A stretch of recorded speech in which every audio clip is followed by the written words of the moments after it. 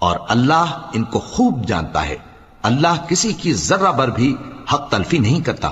اور اگر کسی نے نیکی کی ہوگی تو اس کو کئی گنا کر دے گا اور اپنے ہاں سے اجر عظیم بخشے گا۔ بھلا اس دن کیا حال ہوگا جب ہم ہر امت میں سے احوال بتانے والے کو بلائیں گے اور تم کو اے نبی صلی اللہ علیہ وآلہ وسلم ان لوگوں کا حال بتانے کو بطور گواہ طلب کریں گے۔ اس روز کافر اور پیغمبر کے نافرمان آرزو کریں گے کہ کاش ان کو دھسا کر زمین برابر کر دی جاتی، اور وہ اللہ سے کوئی بات چھپا نہیں سکیں گے۔ مومنو، جب تم نشے کی حالت میں ہو تو جب تک ان الفاظ کو جو منہ سے کہو سمجھنے نہ لگو، نماز کے پاس نہ جاؤ، اور جنابت کی حالت میں بھی نماز کے پاس نہ جاؤ یہاں تک کہ غسل کر لو۔ ہاں،